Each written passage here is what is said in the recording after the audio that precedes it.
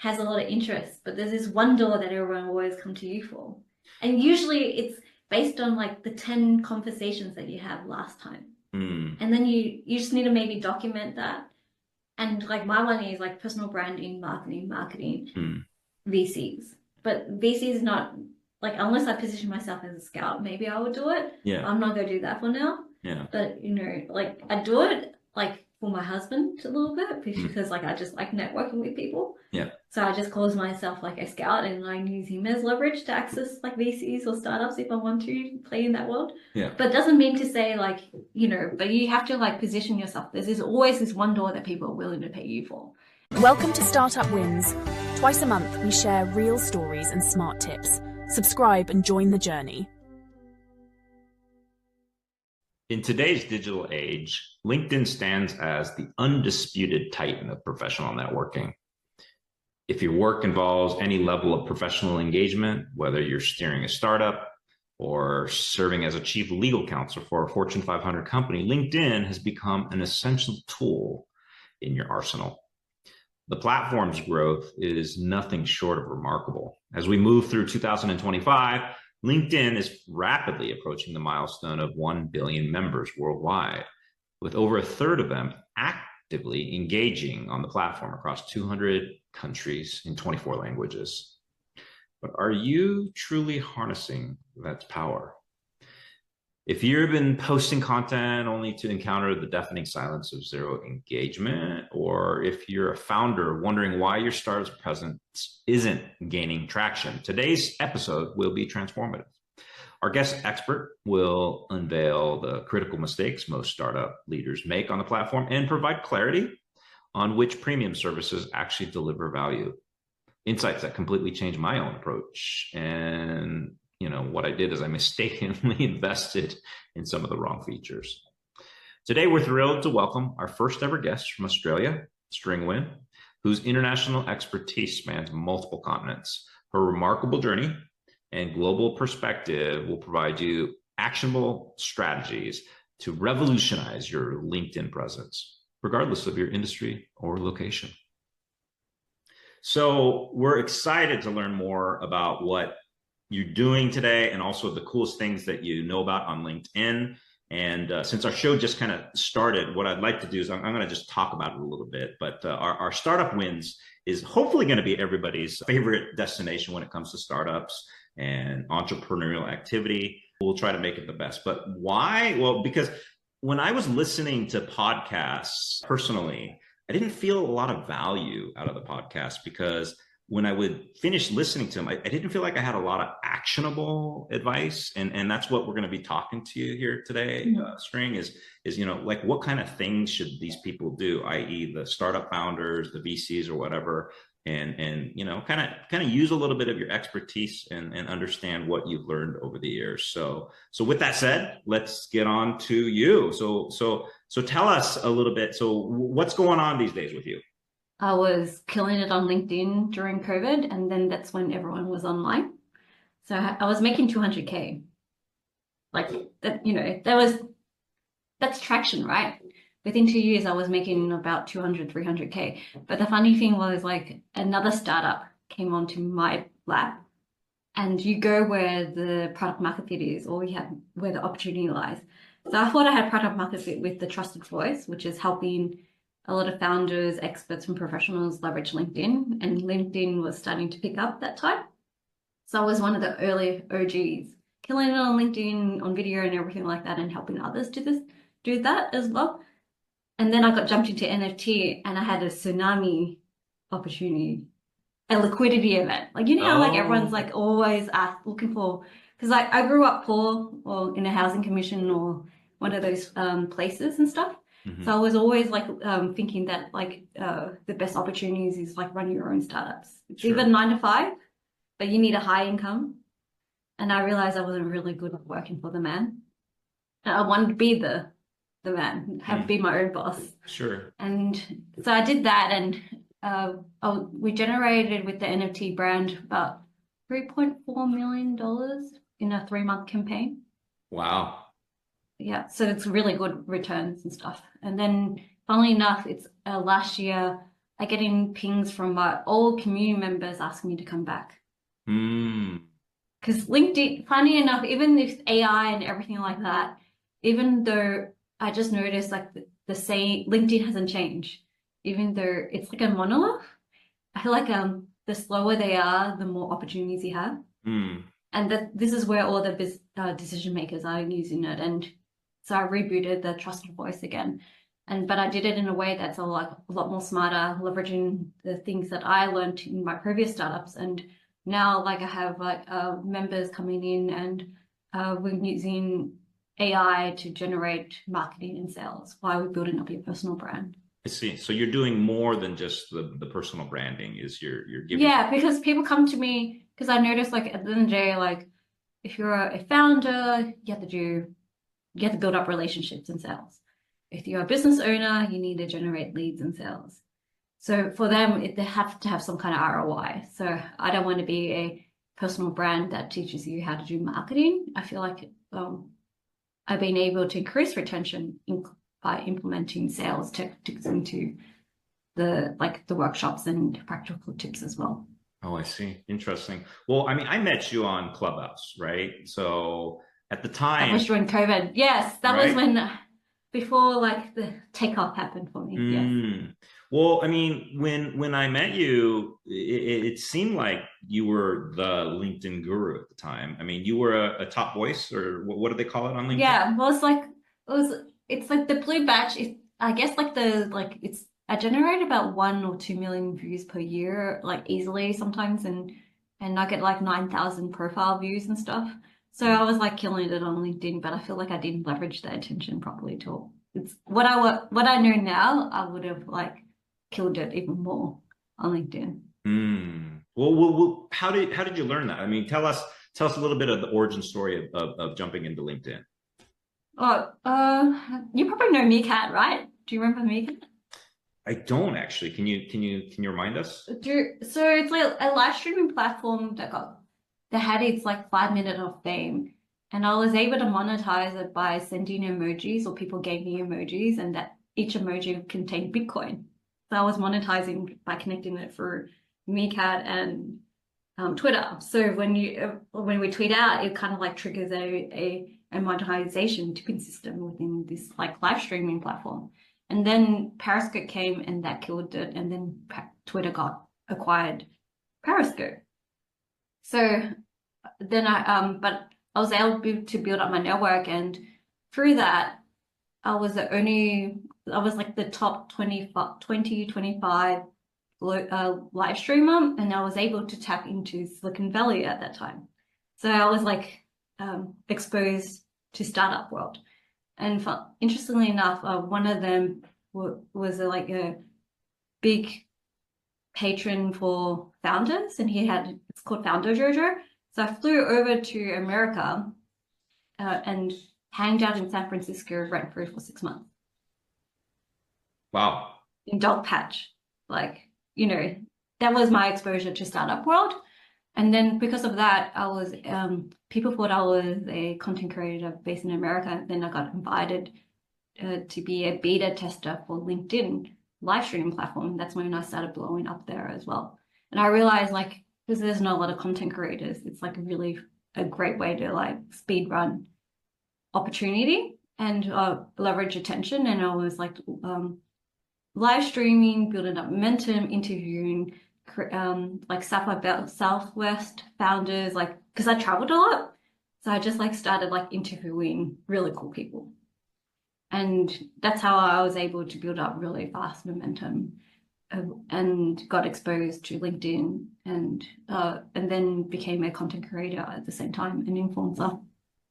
That's amazing. I always thought that interviewing, celebrities or very well-known people is a good strategy. So it sounds like it did really well for you. Can I ask, even though you had a lot of luck, it sounds like from, event to event, was there anything else that you did in order to get a hold of these folks? Or do you think they just thought you were some amazing content creator? Well, I actually cold DM'd them. I didn't even know what I did was cold DM. Somehow I was able to, because I think I had some momentum happening on LinkedIn, and I had a good portfolio of decent people who I was interviewing. So I name dropped and I gave them, it's like, hey, I'm going to be in this town for these days. These are the people thing. I interviewed, like, I did research about them. It's like, I'm happy to like go early, whatever. Come to you. Can I just have half an hour of your time to just hang out with you and interview you?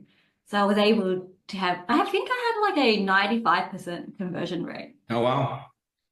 But even if they said no, it doesn't matter because like if I go to Austin, I like try to ping 4 people, and a lot of them said yes to me. And I think the FOMO of me not being like there for a couple of days and be okay to come to them early in the morning or something like that, or based on their time, made it work for me in terms of like flexibility and stuff like that. And I think they appreciated I was a go-getter a little bit and didn't waste their time.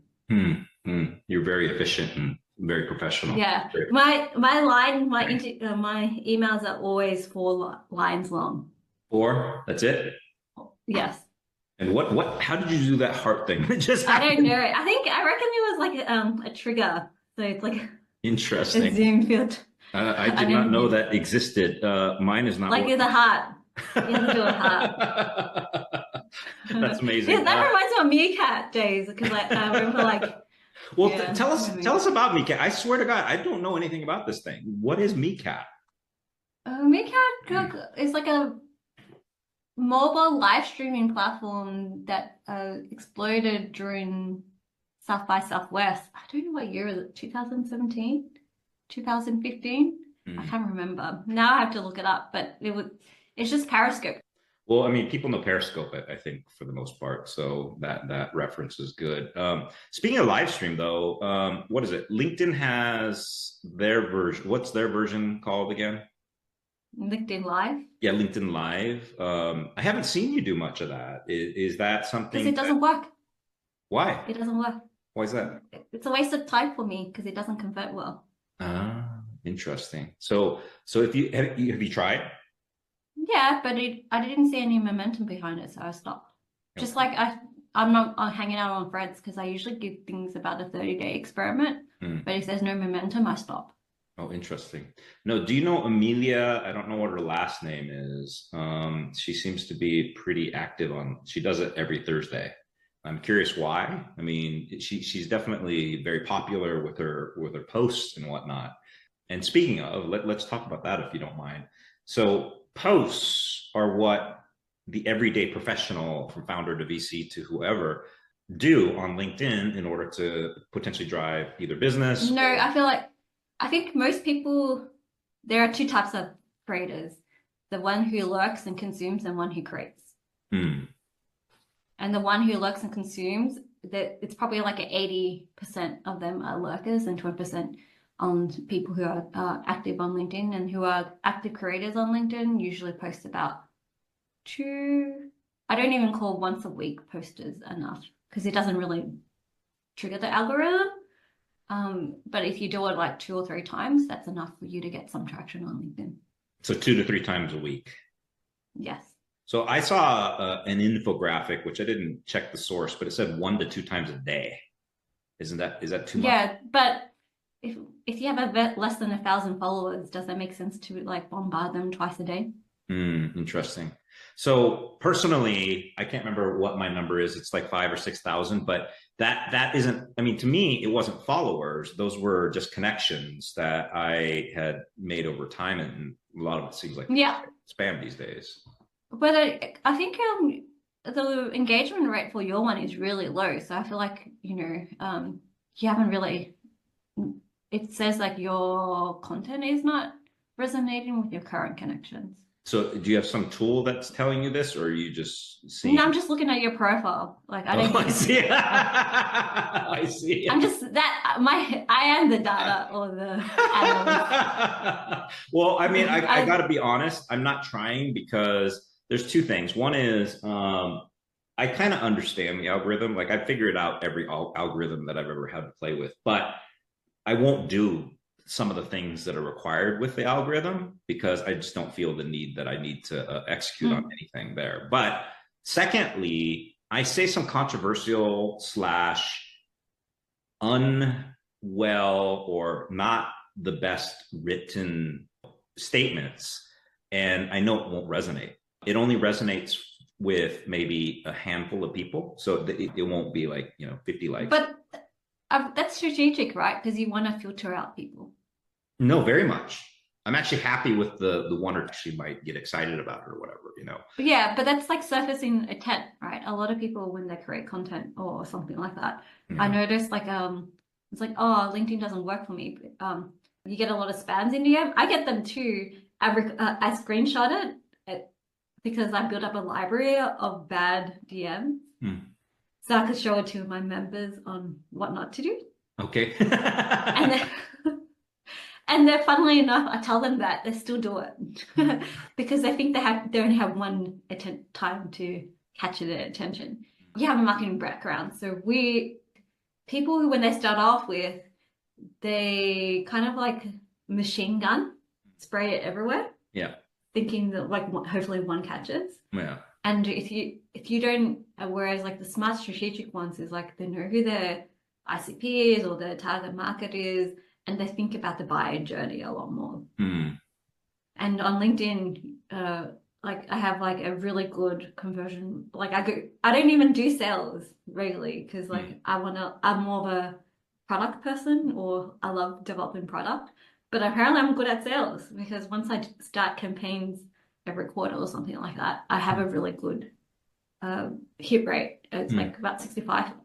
What I do is like I already know there's already people around me who want to work with me. Yeah. It's just surfacing those like intent and who are ready for me, because it's like what I do is like create content and it's like cooking the pain and playing the FOMO game a little bit. And then like talk to DMs and try and then sometimes I don't even jump on calls with them if it's like, because like if anything's $1,000 for me, it's just DMs and emails. And if it's like a more like a high ticket one, that's when I jump on calls. Interesting.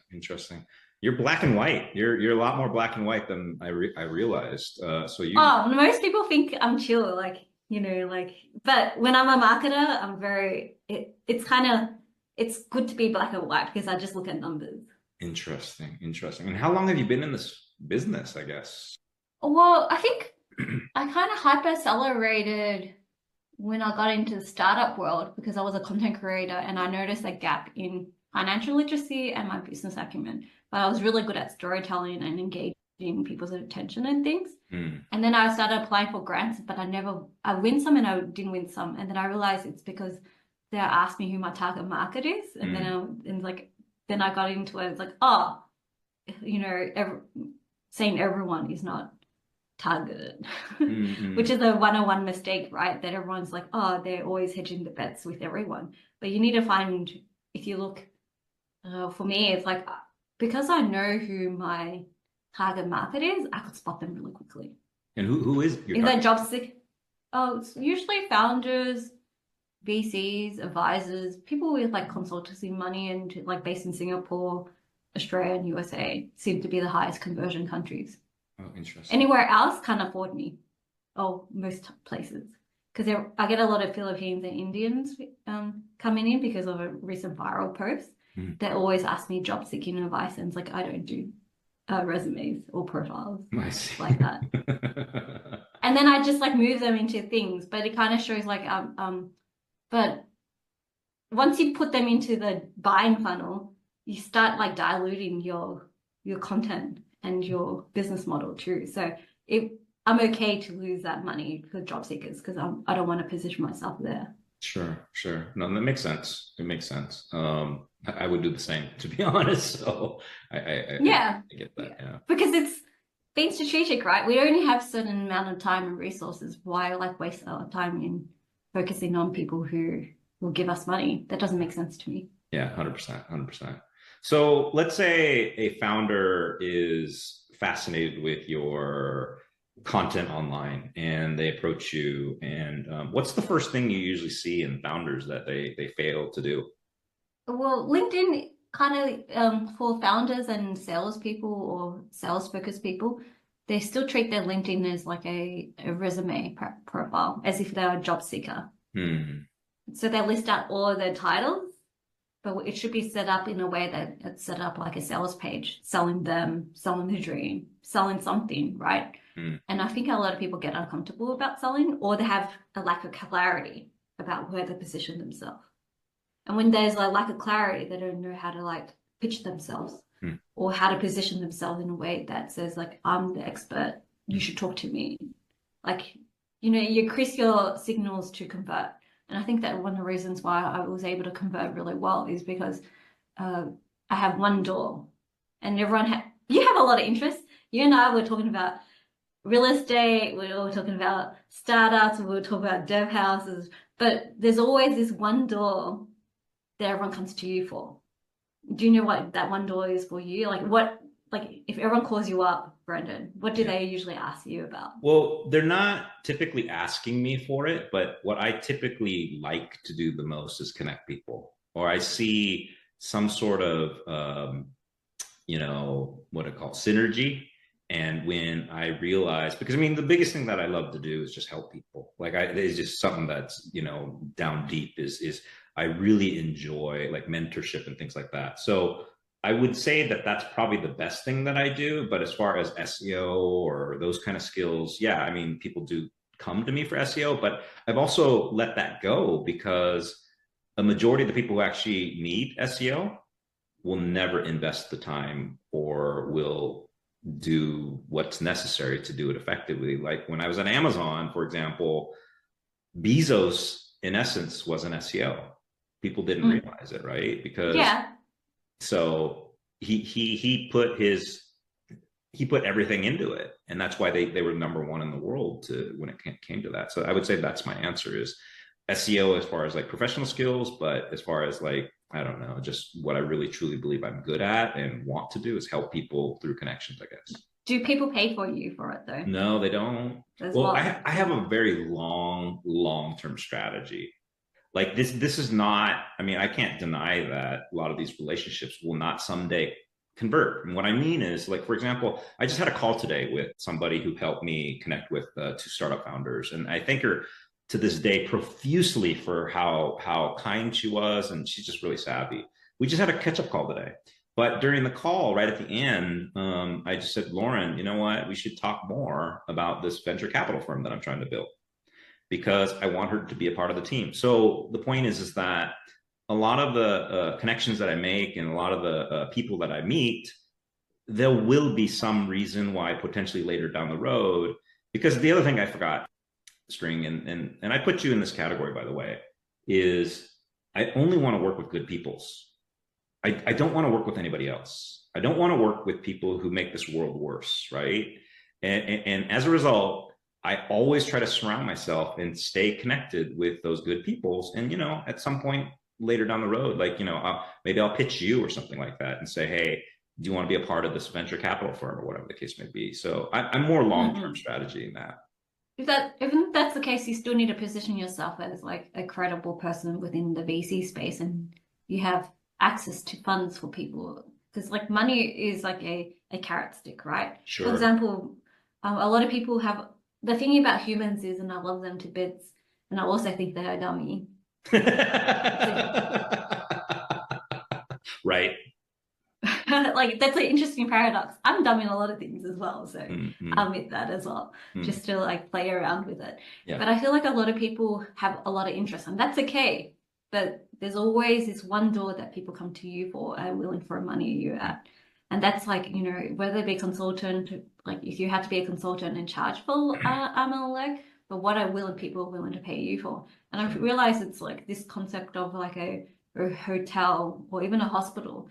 When you go to a hospital, you go to emergency room, there's always a nurse triaging you to prioritize you to see if you need to like have if you high priority, low priority, because the hospital is like vast behind it. They offer so many services, right? Right. But the person that come to them are dummies.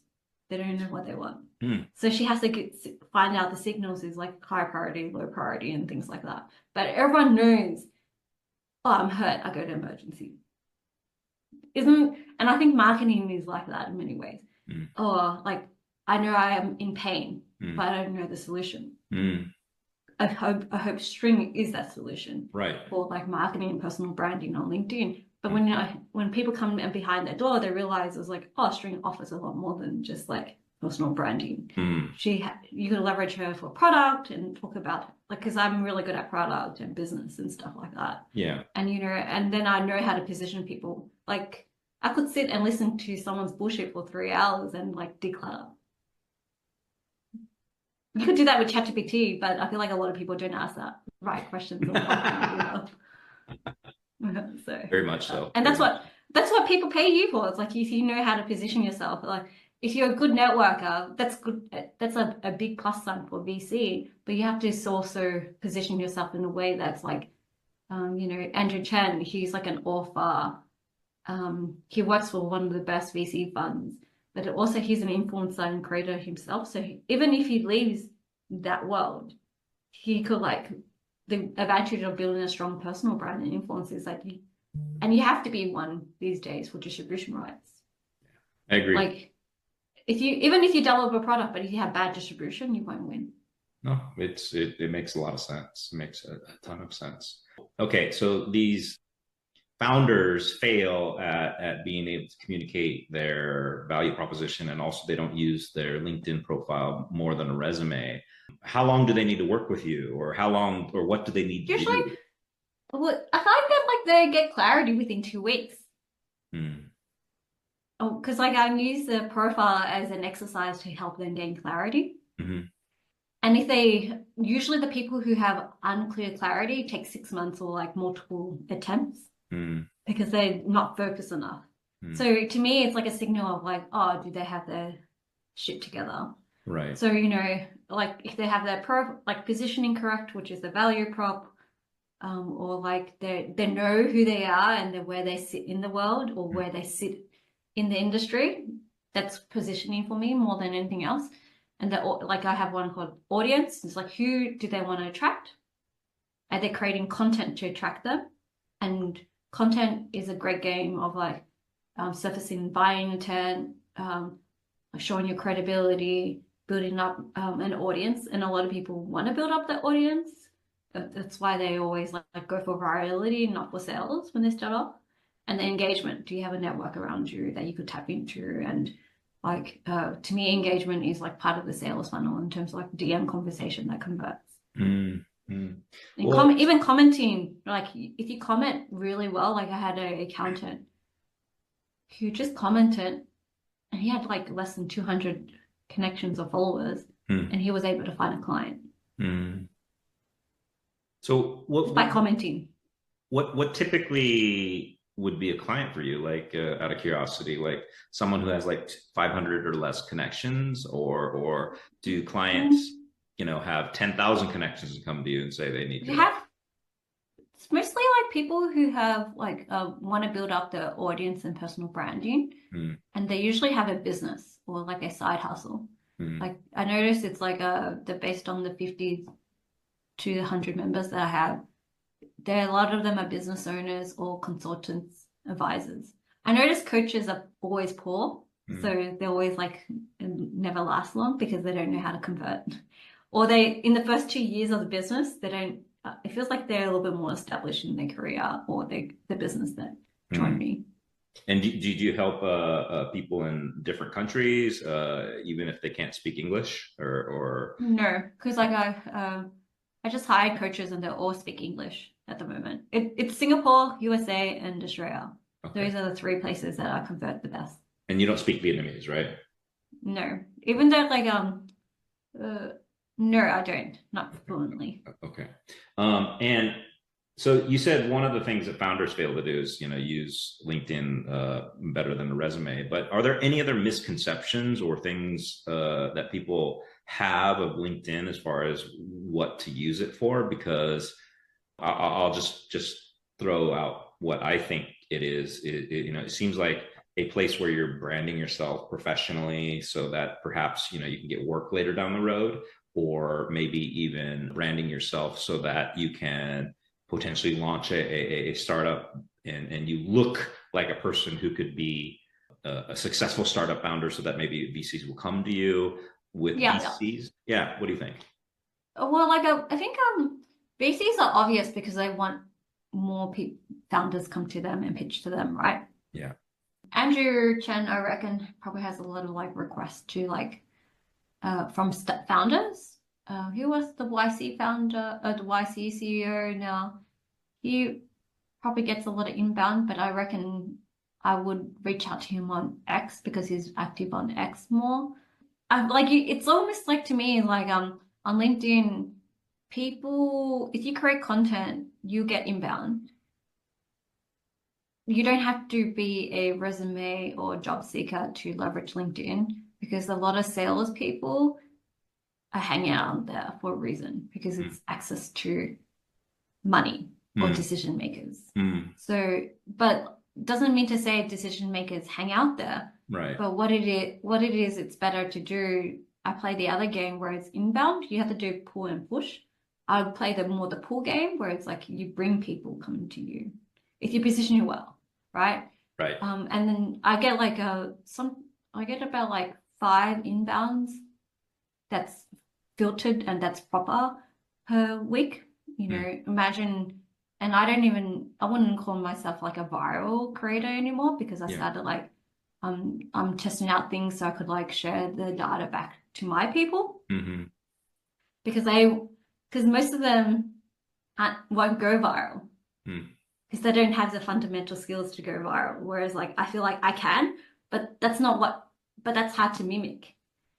I need to find like stable ways of like templated ways or like systematic ways for like a 1,000 to 10,000 person can use.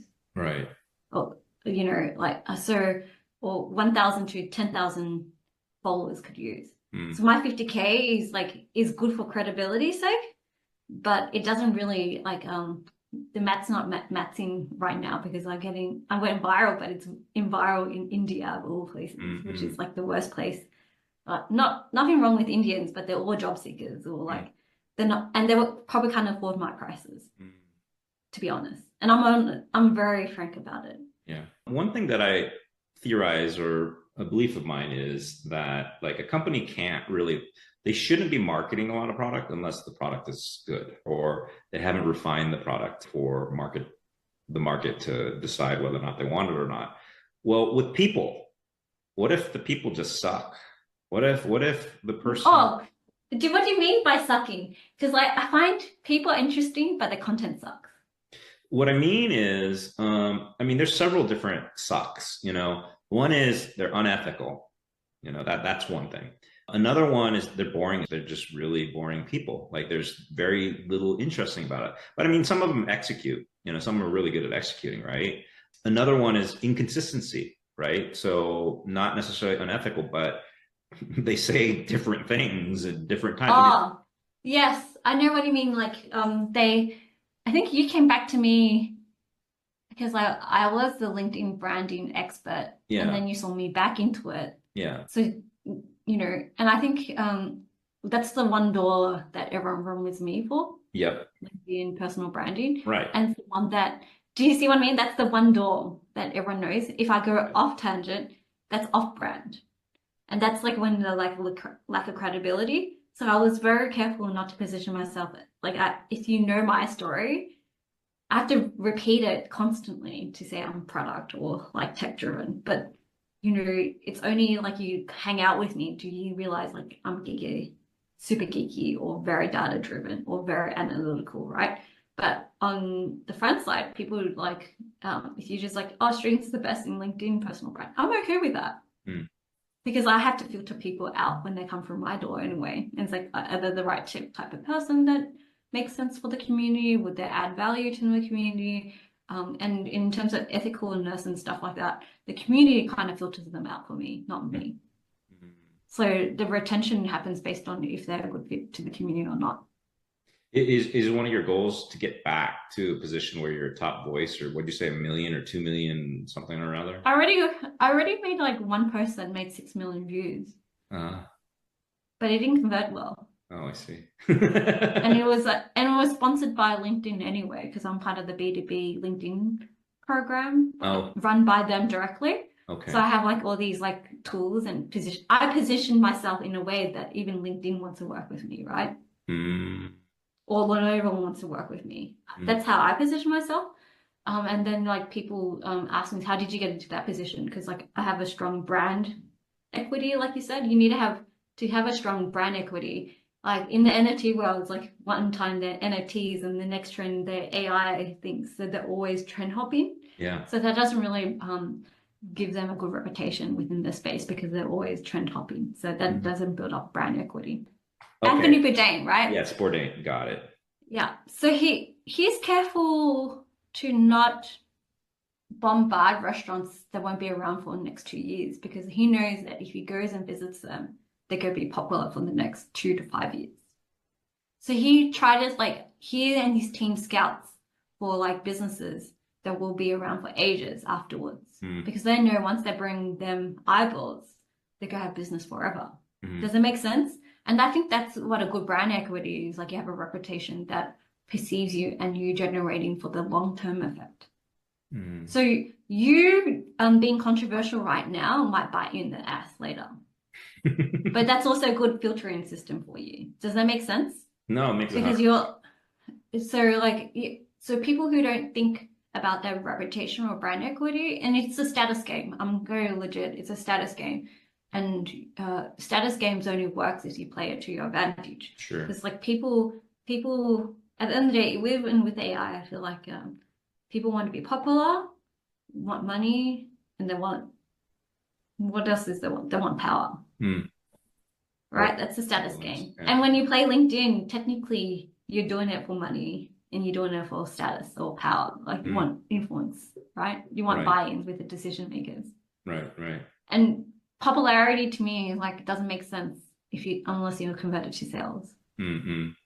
Well, the reason why I was saying people suck, or perhaps what would be the challenges for somebody like you to help them is because they always say be authentic, but the fact that someone tells you to be authentic is kind of interesting to me. Like if you're not already authentic, then how are you going to all of a sudden turn on your authenticity? It's so I feel like it's more like an imposter syndrome thing because they don't know how to switch off the mask, or when they do something new, all these like things that they want to say, they second guess themselves because they never put themselves out there. You don't care, so you don't filter. Nope. I have nothing to lose, so I don't care.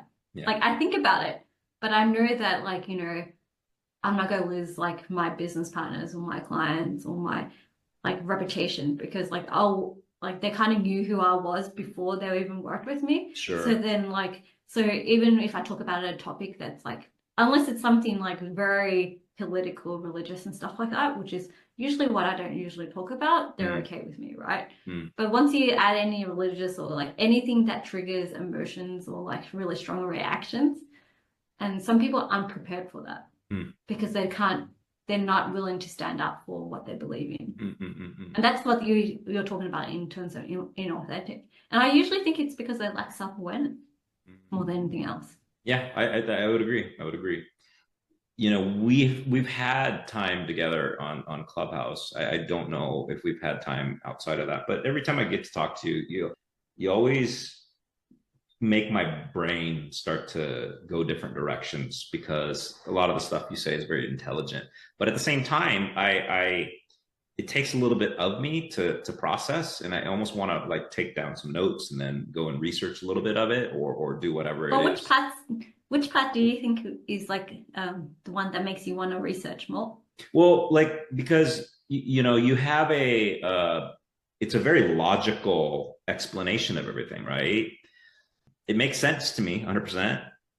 With that said, you say it so quick that sometimes like my brain is like, oh, wow, that's a lot. Like I just, like I'm having a little bit of a hard time processing it at that time because I haven't applied it as well. Right. Or you actually tell me a lot of things that I'm like, fuck, I should go and do that. Right. Or I should do this. But at the same time, like right now in my life, I don't need to do all of that because LinkedIn is not my main, means to survive. Now, with that said, it will become probably important to those, venture capital needs and potentially startup. I'll be honest. One thing that, and sorry to say so much because I want to hear more from you, or I think the listeners do, is I had to redo my whole LinkedIn profile with the CMO position I took on recently, because I wanted to make sure it's very clear what the brand is, and how I'm actually playing a part of that brand, and also communicate out to the world. Like, I'm not just an SEO, right?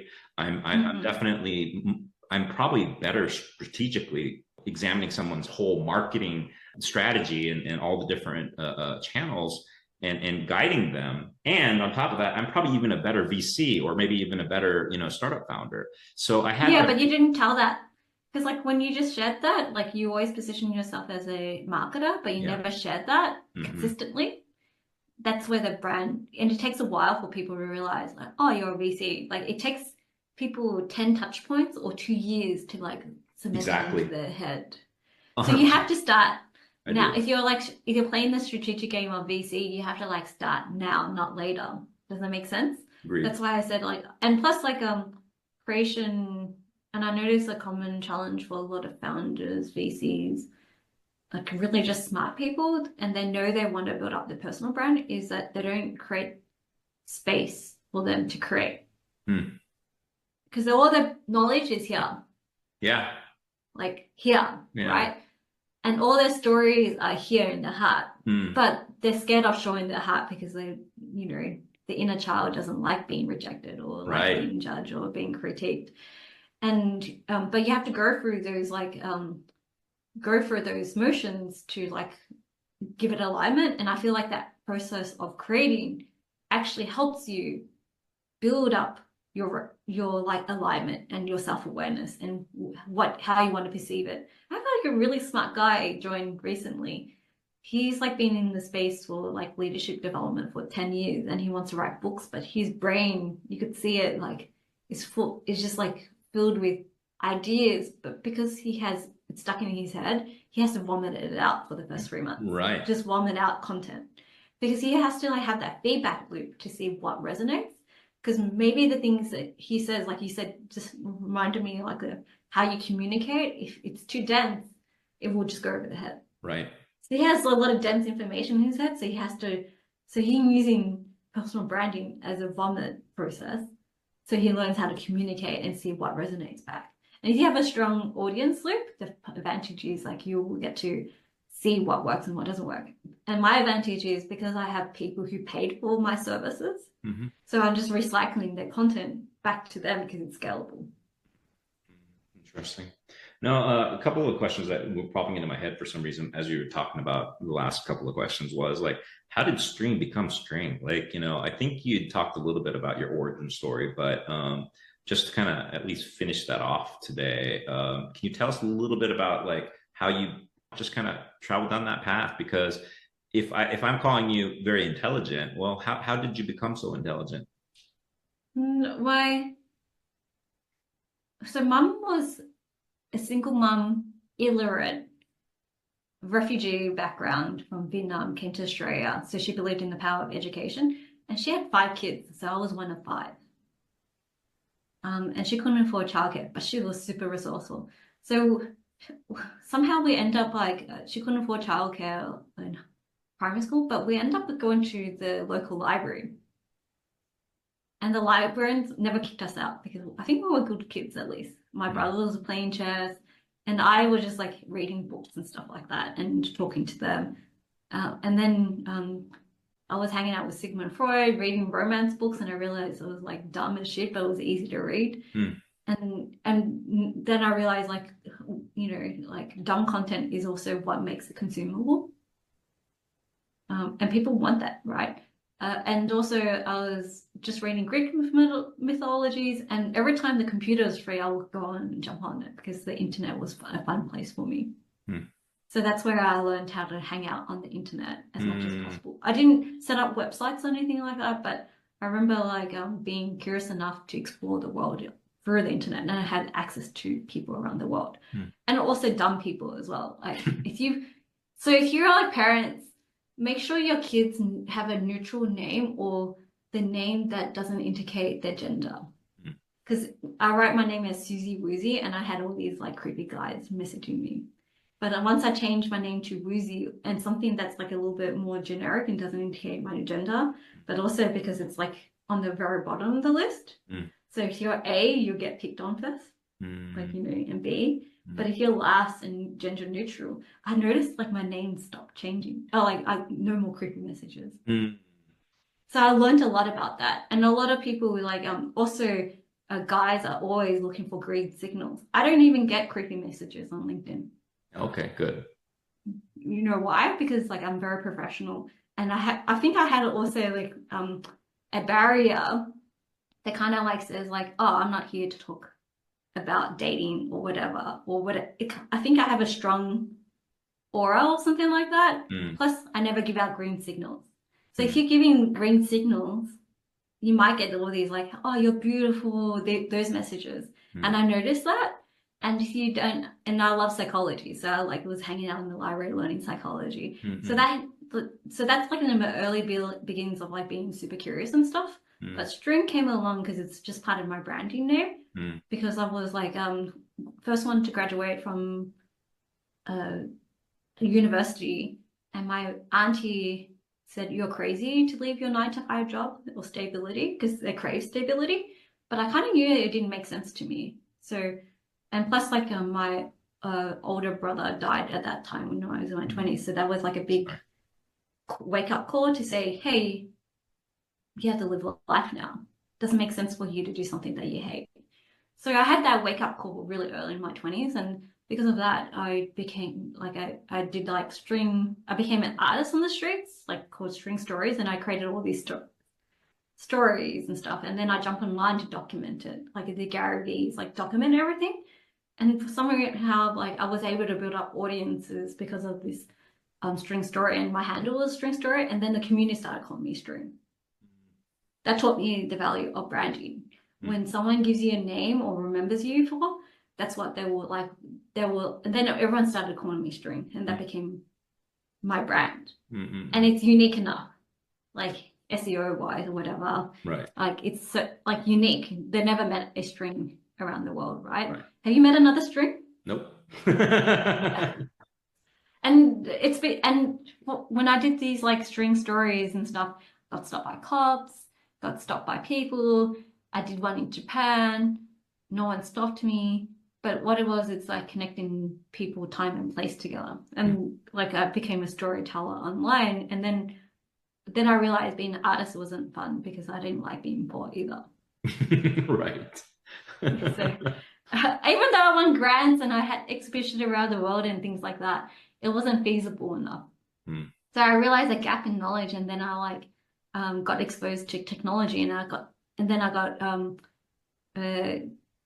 like I was getting paid in Bitcoin pretty much in the early days. And I used that money. No, I didn't save any. I used that money to travel around the world. Okay. So that was my investment. I see. And that's how I was able to have a global view, or got exposed to really smart people. And I always recommend, like, even visiting, if you're a smart person that wants to have smarter conversations, you need to go where the smart people is. And San Francisco had like SF had so many smart people in one space. It was great. It blew my mind, right? And that's why like I had that place rent free, and I still talk to that person to this day. It's because like he got exposed. He was like kind of investing in me. It was like, hey, he wanted to expose me to a new way of thinking, a new methodology, and then I realized like, oh, I could be anywhere in the world doing whatever I wanted. And even though I'm in Australia, I feel like I resonate with a lot of Americans a lot because like the way I think about things. Definitely. You know, I'm going to ask you like 3 or 4 questions after this, but you know how you said I should try to make money off of like that one thing open, or the one door that I have, and it's hard to ask somebody to ask, like, give me money for connecting, because again, it's not my intention. But the way you just described that person who helped you out for free, should that person have asked you for some future, return? Or I think I I think I did make him money for different ways though. For like network opportunities or helping him. I helped him out with a few marketing stuff as well, and he helped me out as well. But I think he just likes seeing. I think he also wanted to have more good role models for his daughter. So you helped out. Like, yeah, or like I guess like in a weird way, I helped out regardless, right? But even if that's the case, like people will get money for referrals as well. Yeah. But you have to prompt people to say that as well. Like, No, hey, like I agree. And sales is hard because like you feel uncomfortable asking it, but but people are okay with frank, transparent conversations about things. Yeah. No, I mean, I made $100,000 off a Clubhouse, for example. Yeah, that's great. I didn't make any money from. Oh wait, Oh, really? I did make money from. I did make money. Like they converted into, like the part of my memberships and stuff like that. So, but like I didn't have a strong funnel. But the fact that you made 100K for probably SEO. The gentleman who was running that company struggled with his Google ads, so he was spending way too much, and he was getting bent over basically by whatever vendor was probably helping him. So in the first month, I was able to reduce it like 75%. Yeah, but from that one client, but so your bread and butter is SEO, but you need to find Google. It sounds like Google Ads was the one that like people are willing to pay money for.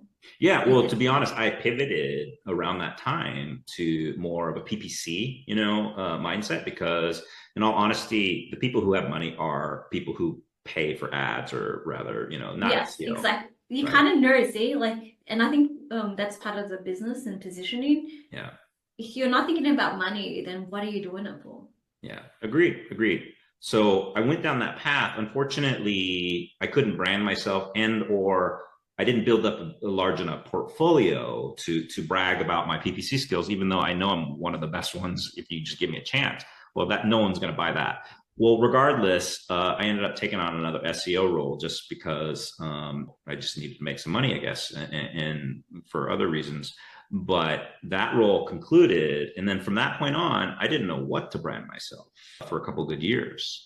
And, that's a separate story, and we can talk about that later. It is a very interesting world. I only bring up that story, though, about the Clubhouse because, I think a lot of people wondered why they're spending so many hours on there. When I think about it, well, it's because I made $100,000 in commissions, or whatever, that I did split with another gentleman, but you can monetize it. But I forgot. The other reason why I was bringing that up is because I didn't ask. I never asked anybody for anything at all. Could I have Why though? I'm good at a lot of things.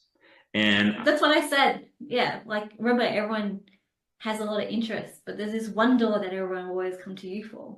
And usually it's based on like the 10 conversations that you had last time. And then you just need to maybe document that. And like my one is like personal branding, marketing, VCs. But VCs is not like, unless I position myself as a scout, maybe I would do it. Yeah. I'm not going to do that for now. Yeah. But, like I do it like for my husband a little bit because like I just like networking with people. Yeah. So I just call myself like a scout, and I use him as leverage to access like VCs or startups if I want to play in that world. Yeah. But it doesn't mean to say like, but you have to like position yourself. There's always this one door that people are willing to pay you for. And if you know that, that's how you brand yourself.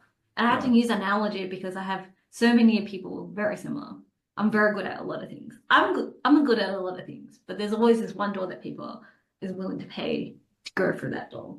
No, it's a great reminder. I mean, if I can say one thing that I'm going to walk away from today, and I hope our listeners do too, is that, you got to make sure you focus on that. Right. So I think that was great. So let me ask a couple, just maybe 3 last questions that are just kind of knock them out, because in all honesty, these are things that are pretty typical. But any of your favorite tools you want to share today that you think have been freaking awesome, and you think other people would benefit from it? Like Neil and what's his name always do this almost every episode of their marketing school, is that they always I'll go humbly brag that I developed a system within the TGVI, and I think one of the things is that AI. A lot of people write I love my people, but the average creator, I will give them a D mark. Hmm. Like, and I'm working them to become like at least C or B in terms of like content creation. Sure. They don't lack the knowledge. It's just the way they communicate or like how they create the content to be accessible for the other person to consume. And then when I realized like it, one of the things is like they get stuck or 2 hours, they probably spend 2 hours on just a piece of draft when they should just push it out. And to me, it's based on a volume game. You only get better through action and volume, right?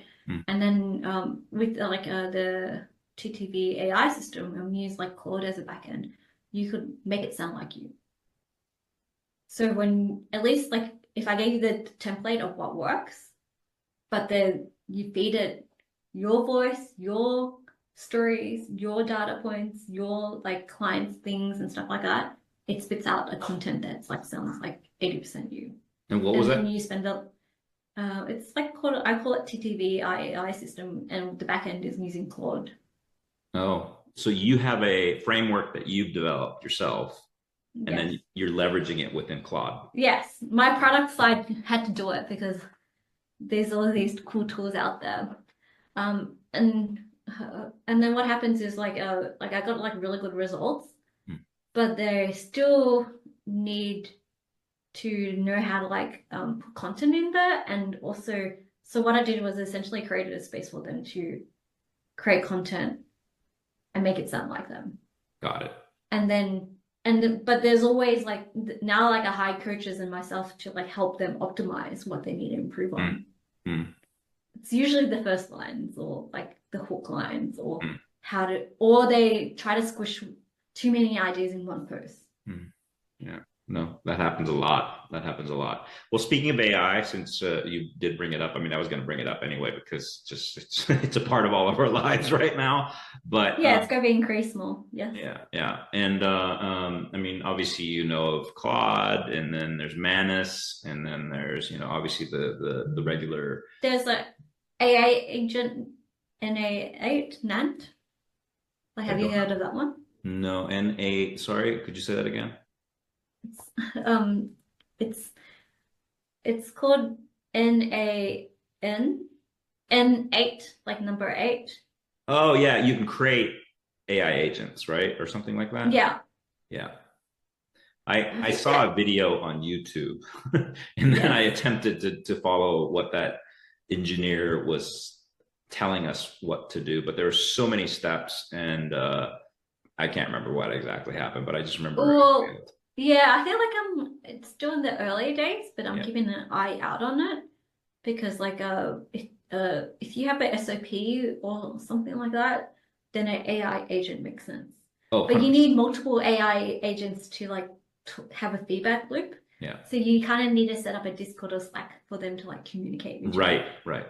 So a lot of people don't know that. It's like, it won't be too long before people are running their own business. Like maybe it's only less than maybe it's one person running these, like multiple agents behind them. Yeah, no, 100%. There's an interview done by what is it, Minnie Ingersoll, who she's the host of LA Venture, which is a Los Angeles venture capital podcast. It's probably my favorite, to be honest. And she was interviewing God, what's his name? He was co-founder of Zillow and a bunch of different real estate properties. And then he also did some travel stuff as well, because he's within that little group of Rich Barton and all that.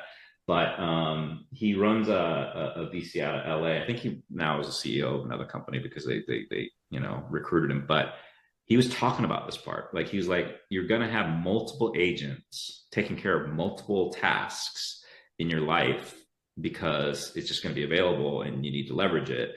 And it's going to be kind of fascinating at that point because you're going to be able to ideally save a lot more time, right? With travel to. Yeah, but just to set up, like a lot of people are not system driven. And that's what I realized when I started like doing a lot of workshops with trying to like level up a lot of their thinking about marketing and branding and sales for my people. And I realized like they're not system people or product thinkers. And I'm like, oh, that's the advantage that I have over them. Like they might like take a lot of my marketing things, but I already have like unfair advantage in terms of business, money, network. Like, so I'm not worried about people stealing my content. Yeah.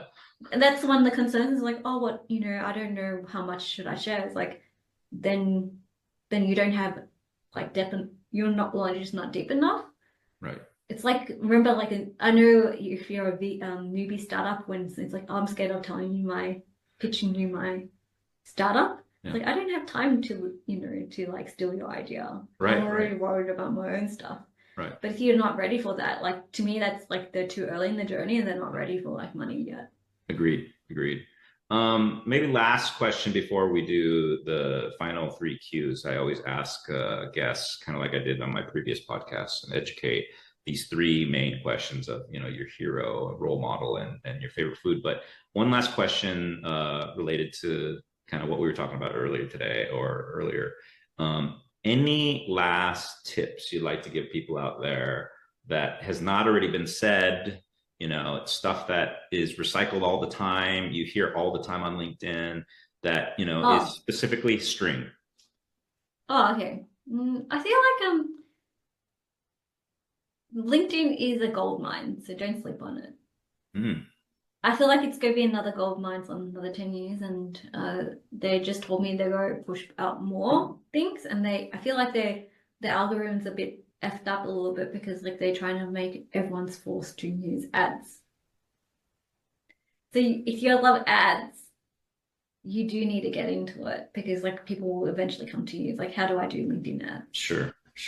So this is a new wave coming through, and reading between the lines, they want more good content creators, but they also want people to start paying for organic boost now. No, 100%. I mean, they have to, or rather, that's the way the company makes money. They have to yeah. Well, they make money other ways, but I think they're doing this as a way to like increase the ROI. But I haven't played around with LinkedIn ads to like get the ROI. But at the moment, I'm like getting access to it. No, that makes a lot of sense. And no, I definitely, it's in the back of my mind. Like I definitely need to enhance my LinkedIn ads skill. But you did make me just realize one question I didn't think of asking, and that is, there's premium services on LinkedIn, right? And I can't remember all of them, but do you think Sales Navigator? What's that? Sales Navigator, yes. Sales Navigator, yes. So Sales Navigator. Premium, no. Sales Navigator, yes. Okay. And why? Because like you get more data and it's better Boolean search. Or Boolean search means like you get more filtered search, and you get to like download list as well. Okay. Because they switched their pricing model, and that's one of the reasons why I went back on premium. Is Sales Navigator also a monthly thing now, or? But yeah, they've always been on a monthly thing. Oh, okay, interesting. No, but it's a separate thing. Premium, it feels like a job seeker thing that has no value. No, I think I would agree. Because I didn't even think about it. I just thought premium, maybe that'll help my posts, or I can't remember what I was thinking. No, it doesn't make a difference, I noticed. Interesting. Yeah. No, it was like it gives you like different advantages, like URL links, better banners. I'm like, but not worth the price. Not enough. Okay, got it.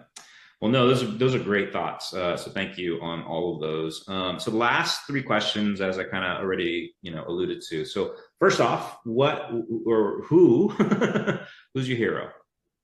Winnie the Pooh. Okay, why Winnie the Pooh?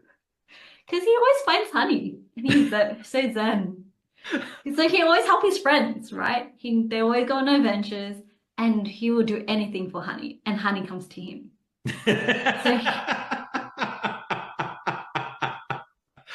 Don't you love that? That's awesome. You I think that's the best answer I've heard so far to that question. We have answers from I don't know to kind of typical people that we know, and some really fantastic heroes. Not to poo-poo any of the past selections, but Winnie the Pooh, that's great. All right. Well, I'm imagining that Winnie the Pooh is not the answer to the next one, but who's a great role model for us these days? Or do you have any role models that you can think of? Well, I feel like usually it's our parents, right? We learned a lot from them and the things that we should avoid. So if anything, it's more like our role models are the people who, what we could be potentially be if we don't change who we are right now. Mm. So there are aspects of our parents that we hate, then that's the bits that you need to work on. Sure. If they're like are not ready for retirement, that means that you have to change your retirement plan or build up your financial literacy so you could avoid the same future they have right now. Okay, that makes a lot of sense. No, that's good too. All right, last one's easy, but I'm not going to accept fried chicken. I need you to tell us something besides fried chicken that's one of your favorite foods. Why not fried chicken? It's like Because we all know that of you. You do, but not everyone. But you broadcast that on LinkedIn periodically too, right? So yeah, but like for new audience, they don't know that I like fried chicken. Well, okay, then elaborate why you like fried chicken so much. It's because it's like fun and everyone likes it, and it's like a good homey food when you're feeling like shit. But it's funny. And now like when you see fried chicken, you think of me. And you do. Because I get like when I go to parties or when I go to meetings, and if they like me a lot, they always make me eat fried chicken. Or they get fried chicken for me. So I know that like they're part of my homie. It's like a signal to say, oh, I want to be part of your community. Yeah, no, it is. It is. Do you have any favorite brands in Australia? Sorry? No, it's more like it's a particular type. I eat fried chicken around the world and I organize fried chicken parties around the world. I think I got up to 50 or 70 at one point. But Korean fried chicken seems to make the best fried chicken. Oh, really? Okay. And Taiwan, when they flatten their fried chicken, it's okay. fat and flat. Oh, I did not know that. So something I definitely learned today. Yeah, no. Korean fried chicken definitely has garnered a little bit of a market these days. So yes, no, definitely. Those are great thoughts around fried chicken. All right, so let's finish today with how we can get a hold of you. Do we just DM you? And then on top of the details of actually reaching out to you, let me ask you, and I forgot to do it with my last guest, what do you need? Like what is something, or what are some things that you need that you'd like to broadcast out to the world? So share both of those if you don't mind. Your contact information. So I'm looking to hire more smart people or workshop facilitators, like around that I know that would add value to my community. And one thing that I'm doing is thinking of like how can I, if you need help on LinkedIn, but also if you have like certain specific skill sets around AI, storytelling, SEO, marketing, and sales specifically, I'm looking for like more workshop people because I'm trying to build up the business where I'm not the bottleneck of my business now, which is what happened last time. So I'm trying to create a community where it's like, it's going to be, if I get pregnant, if I get married, if I want to go on holidays, it runs without me. Okay. And that's where I'm right now. So I'm looking for like other facilitators and coaches to join the community right now. So, and what's the time frame you're thinking? Like, should people apply right now? Should people? Yeah, they should apply right now because I have like about 3 or 4 more spots for things for like workshops. But I feel like sales and storytelling, communications, or copywriting are the 2 big ones that I want improvement on. Okay, and it can be virtual, correct, or no? Yeah, it's virtual. Okay. Doesn't matter where. Yeah, they don't have to be in Australia. Okay. And so how do people reach out to you? And do you want to do more podcasts, or, well, I can, but I also like only do it because it's you. Funnily enough. I was actually like, oh, I'm traveling a lot. Things are happening a lot. And I know it's good deal flow and stuff like that. But sometimes it requires energy from me that I'm like, oh, that 2 hours of conversation could be put somewhere else. So I know I'm a very good podcast host, but it has to be worth my time, really. I'm careful about who I hang out with. Well, I sincerely appreciate it. There's no question about it. And I'm lucky. I don't know what I did to garner your appreciation or your small allowance of your time with me, but no, I'm very thankful. So thank you for sharing all your thoughts today and being with us. If your calendar isn't already set, you're missing out on Startup Wins. Industry leaders, top advisors, and incredible tips await. Come back for future great episodes and entertaining guests, and come back for more insider strategies and incredible stories from the brightest VCs, founders, and operator experts. We're bringing you the best in the business twice a month. Hit that bell and stay winning with Startup Wins. See you soon.